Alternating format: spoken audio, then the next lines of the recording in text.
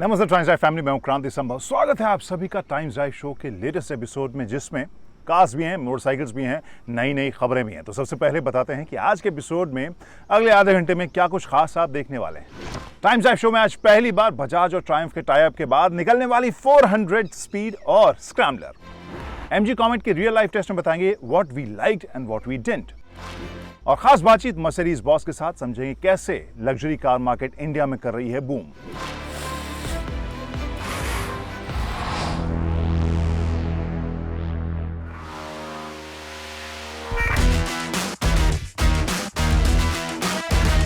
वो मोटरसाइकिल जिसके इंडिया में एक लंबे समय से हम टेस्टिंग के स्पाई पिक्स देख रहे थे, ऑफिशियली अब फाइनली उसका ग्लोबल रिवील हो गया है। मैं बात कर रहा हूँ ट्रायम्फ की स्पीड 400 और ट्रायम्फ की स्क्रैम्बलर 400X की।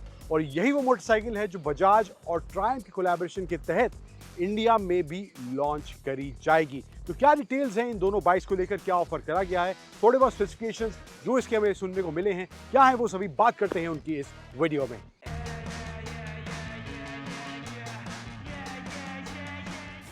अब इंजन की बात करें तो 400 सीसी का लिक्विड कूल्ड इंजन दोनों बाइक्स में दिया गया है। पावर जनरेट होता है 39.4 bhp और टॉर्क है 37.5 न्यूटन मीटर्स का। 6 स्पीड का गियर बॉक्स यूज करा गया है। ट्रैक्शन कंट्रोल दिया गया है और dual channel ABS as standard दिया गया है, लेकिन स्क्रैम्बलर 400X में जो है स्विचेबल ABS का भी ऑप्शन दिया गया है।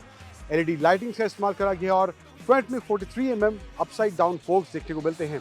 एंड ऑल्सो हीटेड ग्रिप का भी ऑप्शन है। हालांकि इंडिया में उसका काम नहीं है, लंदन में इसका लॉन्च हुआ है तो वहाँ पे ये काम का फीचर होता है, लेकिन इंडिया में हीटेड ग्रिप का कुछ काम नहीं है। सीट हाइट की बात करूँ तो स्पीड 400 की सीट हाइट जो है वो है 790 मिलीमीटर की और स्क्रैम्बलर 400X की जो सीट हाइट है वो है 835 मिलीमीटर की। यानी कि स्क्रैम्बलर की हाइट सीट हाइट थोड़ी सी ज़्यादा यहाँ देखने को मिलती है। तो थोड़ी छोटी हाइट के लोगों के लिए मुझे लगता है 790 मिलीमीटर वाला स्पीड 400 का जो सीट हाइट है वो थोड़ा बेटर रह सकता है। वेट की बात करूँ तो 170 kg है स्पीड 400 का और 9 kg एक्स्ट्रा वेट है, यानी कि 179 kg है स्क्रैम्बलर 400X का। व्हील्स की बात करूँ तो 17 इंच के व्हील्स दिए गए हैं बाइक्स में, दोनों ही बाइक्स में। स्पीड 400 में आगे पीछे दोनों जो है 17 इंच के व्हील्स हैं, लेकिन स्क्रैम्बलर 400 में जो है फ्रंट व्हील जो दिया गया है वो 19 इंच का है और रियर व्हील जो दिया गया है वो 17 इंच का देखने को मिलता है। अब दोनों बाइक्स ऑफिशियली देखने को मिल गई हैं। कुछ वीडियोस और पिक्स यहाँ पर आपने इन बाइक्स के देखे, लेकिन ऑफिशियल जो लॉन्च है इन दोनों बाइक्स का बजाज जो करने जा रही है, बजाज और ट्रायम्फ जो करने जा रहे हैं इंडिया में, 5 जुलाई को इसका ऑफिशियल लॉन्च होने वाला है। और उसके तुरंत बाद ही हम इन बाइक्स को टेस्ट राइड भी करने वाले हैं और 14 जुलाई को आपको इन दोनों बाइक्स का क्या परफॉर्मेंस है, किस तरह की हैंडलिंग इन दोनों बाइक्स में देखने को मिलती है, सभी की डिटेल्स, पूरा रिव्यू आपको टाइम्स ड्राइव के हैंडल्स पर देखने को मिलने वाला है।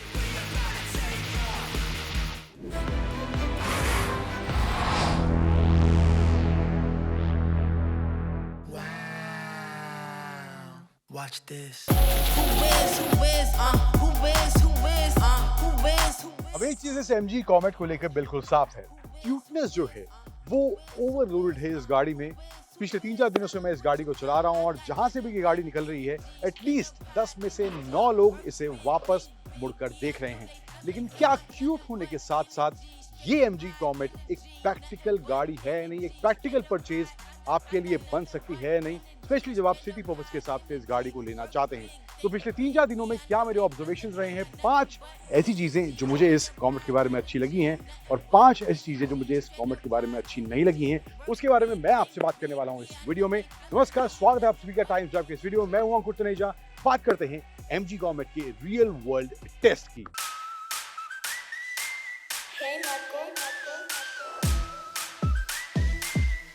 पहला एलिमेंट जो मुझे अच्छा लगा है इस MG कॉमेट को लेकर एंड जिसको लेकर मैं कह रहा हूँ कि इस गाड़ी में क्यूटनेस ओवरलोडेड है, वो है इसका एक्सटीरियर डिजाइन जिस तरह से दिया गया है। तो ओवरऑल जो साइज है काफी कॉम्पैक्ट है, डिजाइन है काफी कूल है, लाइट्स का जिस तरह डिजाइन है वो भी काफी कूल लगता है एंड साइड से वो प्रोपोर्शन जो है काफी कॉम्पैक्ट सा फील आता है। आपको ऐसा लगेगा कि कहीं से भी गाड़ी आप निकाल सकते हैं एंड कभी कभार ऐसा होता भी है। पार्किंग को लेकर भी बहुत ज़्यादा दिक्कत नहीं होती।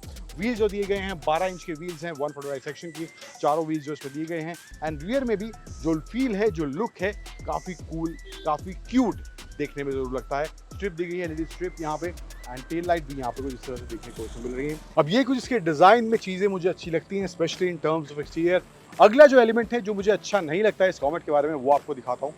अंदर बैठने के बाद अब जो पहला एलिमेंट मुझे अच्छा नहीं लगा है इस कॉमेट के बारे में 3-4 दिन चलाने के बाद, वो है इसका सीट कंफर्ट। कुशनिंग हालांकि ठीक है, लेकिन सपोर्ट के हिसाब से कोई भी मैनेजमेंट यहाँ पे इसकी सीट में नहीं करा गया है। थ्रू आउट यहाँ पे इसमें सीट में अनकंफर्टेबल आपको फील होगा, स्पेशली थोड़ी बहुत देर के लिए चला रहे हैं तो उतना फील नहीं होगा, बट अगर ज़्यादा देर 1 घंटा 1.5 घंटे के आसपास आपको चला रहे हैं तो वहाँ पे अनकंफर्टेबल फील होता है। एंड अगेन सीट जो है इसकी यहाँ पे हाइट एडजस्टमेंट का ऑप्शन इसमें नहीं दिया गया है, तो उसकी वजह से होता क्या है यहाँ देखेंगे कोई डेड पेडल नहीं है। अगर मैं पैर को ऐसे रख रहा हूँ काफ़ी देर तक तो यहाँ पे थाई सपोर्ट की कमी हो जाती है, और कंफर्ट के लिए आगे ले जाता हूँ तो जो फीट सपोर्ट है प्रॉपर नहीं मिलता है। तो मुझे लगता है यहाँ पे डेड पेडल की भी कमी इस गाड़ी में मुझे फील हुई, और ज़्यादा देर तक आप चला रहे हैं तो यहाँ पे आपको लेफ्ट लेग में थकान भी ज़रूर इस गाड़ी में फील होने वाली है। देन दूसरा एलिमेंट जो मुझे अच्छा लगा है इस MG कॉमेट में, वो है ओवरऑल जिस तरह का लेआउट इसके इंटीरियर का है, काफ़ी नीट है। बटन्स का इस्तेमाल भी बहुत ज़्यादा नहीं करा गया है। यहाँ पे सेंटर में 3 AC कंट्रोल के बटन दिए गए हैं, एंड एक बटन यहाँ पे इसके मोड के लिए दिया गया है। इसमें 3 मोड का ऑप्शन आता है, इको, नॉर्मल और स्पोर्ट का। एंड ओवरऑल जो फील है स्टीयरिंग का भी इस तरह फील है, काफ़ी नीट और काफ़ी प्रीमियम फील भी इस वाले वर्जन में आ रहा है। एक दिक्कत है इसमें, थोड़ा गंदा ये वाला कलर जल्दी हो रहा है इस तरह से, अभी थोड़े बहुत स्पॉट्स आप इस पे देख रहे हैं। देन दूसरा एलिमेंट जो मुझे अच्छा नहीं लगा है इस MG कॉमेट के बारे में, वो है ओवरऑल प्रैक्टिकल स्पेस इस गाड़ी के अंदर। 1 लीटर की बॉटल के लिए प्रैक्टिकल स्पेस नहीं है। डोर्स में भी आप देखेंगे तो वहाँ पे भी 1 लीटर की बॉटल इजीली आप नहीं रख सकते हैं। थोड़ा बहुत एडजस्ट करके घुसा के भी प्लास्टिक की बॉटल आ जाए, बट ओवरऑल स्टील बॉटल जो है या कुछ अगर आपको रखना है 1 लीटर वाला तो वहाँ पे सामान वो नहीं आ सकता। एंड यहाँ पे इसमें ग्लव बॉक्स भी नहीं दिया गया है, एंड थोड़ा बहुत सामान रखने की जगह यहाँ पे दी गई है बस, एंड यहाँ पे साइड डोर्स में थोड़ा बहुत सामान रखने की जगह है। तो मामला प्रैक्टिकल स्पेस के हिसाब से मुझे कम इस गाड़ी में फील होता है। एंड 2 कप होल्डर्स यहाँ पे भी साइड में दोनों साइड दिए गए हैं, बट यहाँ पे भी 1 लीटर वाली बॉटल आपकी इधर नहीं आ सकती है। अब तीसरा एलिमेंट जो मुझे इस MG कॉमेट के बारे में अच्छा लगा है वो है, दिखाता हूँ आपको, पहले शीशा खोल लेता हूँ ताकि ऑडियो क्लियर आए। गाड़ी से मैं बाहर निकला, मैंने गाड़ी कोई ऑन ऑफ या कुछ नहीं करी है, बाहर निकला, यहाँ पे बटन दिया गया है, इसको प्रेस किया एंड गाड़ी ऑफ हो गई। मुझे किसी तरह का फिजिकल बटन टच करने की, and the same is with the entry also. मैं यहाँ प्रेस करूँगा एंड गाड़ी यहाँ पे ऑन हो गई। अब मैं इसकी ब्रेक को प्रेस करूँगा और ड्राइव मोड में शिफ्ट करके मैं इसको ले जा सकता हूँ। तो फिजिकल बटन यहाँ पे नहीं दिया गया है एंड काफ़ी इजी हो जाता है। देन तीसरा एलिमेंट जो मुझे अच्छा नहीं लगा है इस MG कॉमेट के बारे में, वो है तकरीबन 1200 किलोमीटर के आसपास ये वाली गाड़ी चल चुकी है, मीडिया कार है ये, एंड सीट से यहाँ पे इसकी नॉइस आता है, स्पेशली जब टर्न लेते हैं तो वहाँ पे कच कच करके नॉइस आता है, विच इज़ वेरी इरिटेटिंग।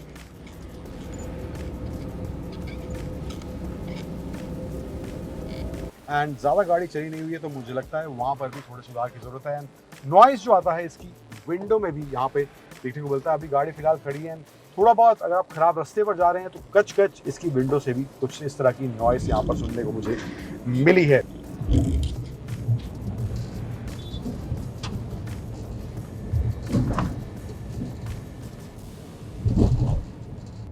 अब चौथा एलिमेंट जो मुझे अच्छा लगा है इस MG कॉमेट के बारे में, वो है इसका कॉम्पैक्ट साइज।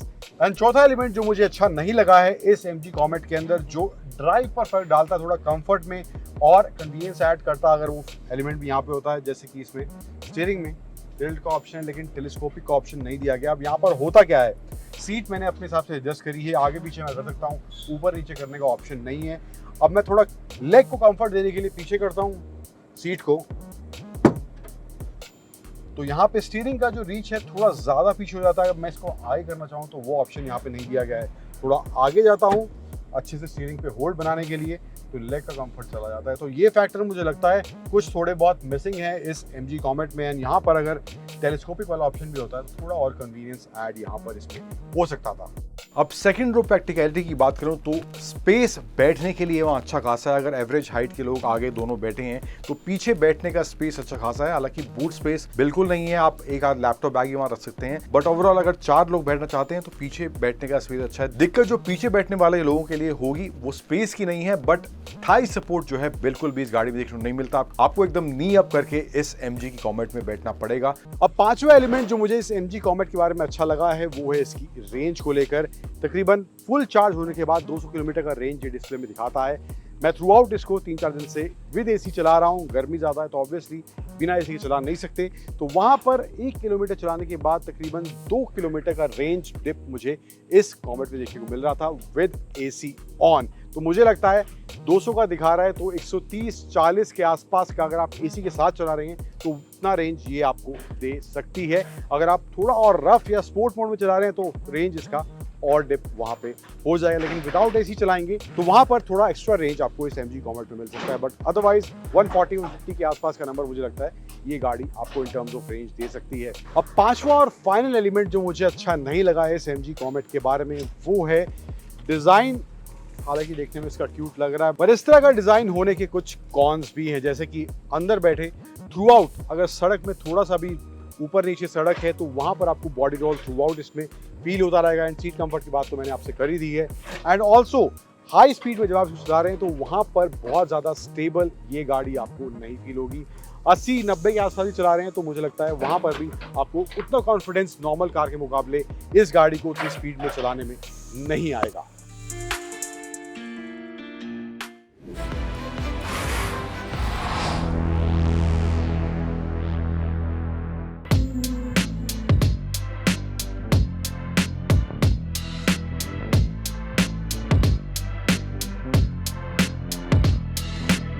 वैसे SL का मतलब तो सुपर लाइट है, लेकिन काफ़ी हैवी ड्यूटी लॉन्च हम देख रहे हैं मर्सिडीज़ की तरफ से इस लेटेस्ट SL की। संतोष बहुत बहुत शुक्रिया। Thanks, हमसे, Rathi, for joining us. Thank you. और अपने वक्त निकाला। So first thing first,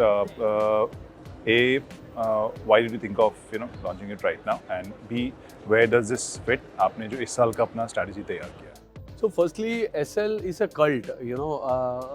This car is now the 7th generation of SL. So even before हमने सोचा गाड़ी इंडिया में लॉन्च करेंगे, we had around more than 25-30 customers who have actually told us that whenever you launch the car, we want to have the car. So we already have a dedicated pool of loyalists, fans of the brand, and therefore we really spoke to headquarters and tried to get our cars for India. And we are quite happy that we have been able to secure allocations and able to launch this car here. How does it fit into our strategy? It's very clear. हमने साल की शुरुआत में बताया था कि हमारा focus है top end vehicle segment, 1 crore की ऊपर की गाड़ियों के ऊपर, and their are current share is close to 25%. So 25% of our total portfolio is in the top end segment, and all the AMGs, Maybach, EVs, they all fit into that portfolio. So here उस portfolio को अगर grow करना है, उस portfolio को अगर excite करना है तो we need more launches in that segment, and we said we will do 10 launches in the year, out of which many of them would be in the top end. This is the 5th car in the top end vehicle segment that we are launching this year in the first 6 months of time. So that clearly shows the commitment to push the top end vehicle segment, give customers more options. And as I said, this is beyond a car. This is an aspiration for many, and it has that cult status. So yeah, that's the reason why SL is now finally in India. And this also comes as CVU, so that makes it's kind of expensive. Yes. So are we looking at like limited numbers? I mean, Not really. I would say limitation will be more coming from the supply side. Yeah, But as I said, allocation these are 2.5, 2.6 crore car. On road will be close to 3 crores easily. Plus, our customers love to customize it to their full extent. So it definitely goes upwards of 3.5. So there, of course, we have to be realistic on the volume side. But I won't be surprised if it even crosses 3-digit mark very soon.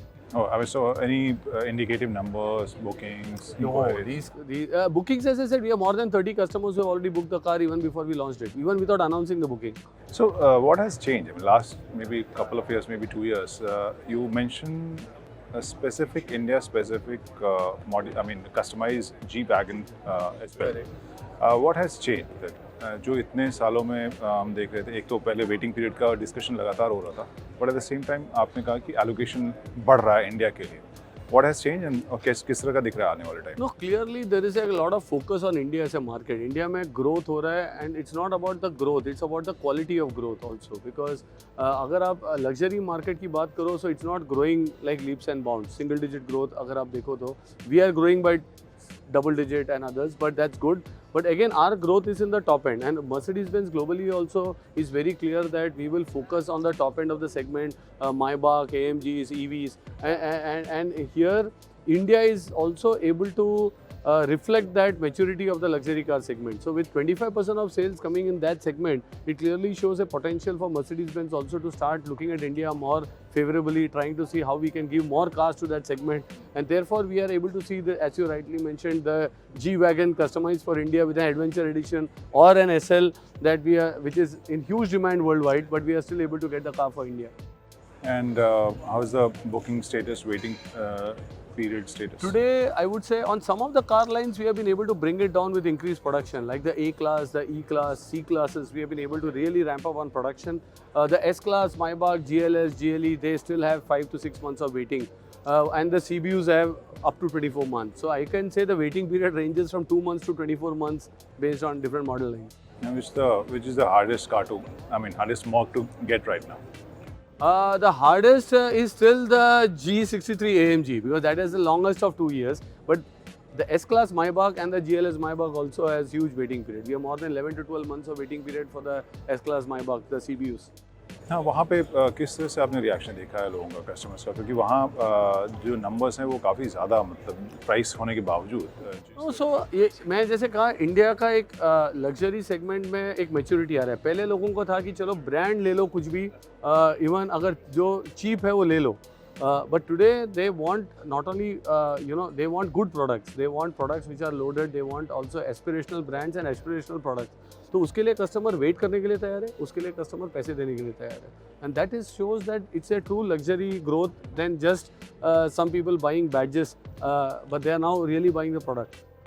यानी एक overall growth आपको देखने को मिल रहा है। सो एक और question on the EV ratio, कितनी आप देख रहे हैं उसकी बिक्री और किस तरह का ग्रोथ ईवी में देख रहे हैं अपने पोर्टफोलियो में? For us, EV is in the top end. We are seeing 2 to 4% of our volumes will be from the EV, and I think we are convinced that India will transform very fast to the EV side, more so in the luxury segment, because here customers take a risk and they want to move forward.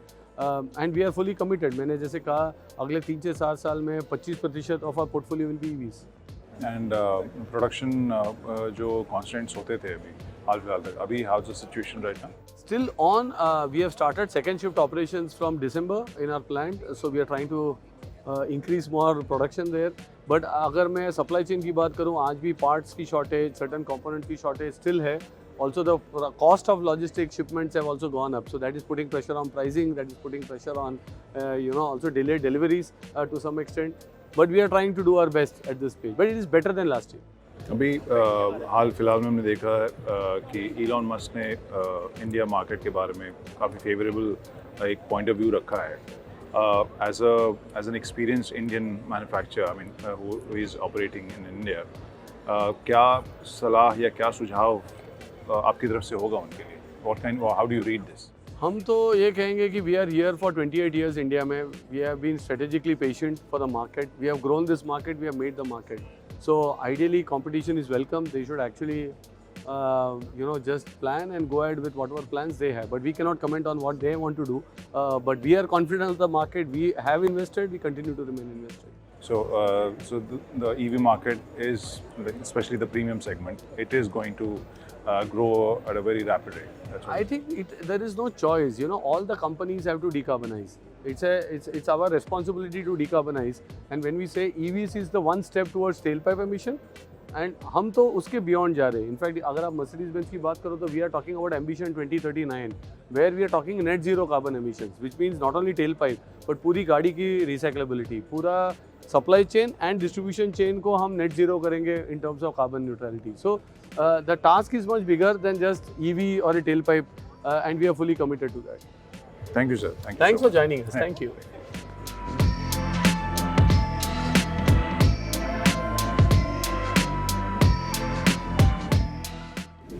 तो times drive show में आज इतना ही। अगर कोई सवाल है, कोई ख़रीद आप करना चाह रहे हैं, चाहे कार हो, मोटरसाइकिल हो, कोई कन्फ्यूजन है, कोई फीडबैक है इस शो के बारे में, तो ये सभी आप हम तक पहुंचा सकते हैं।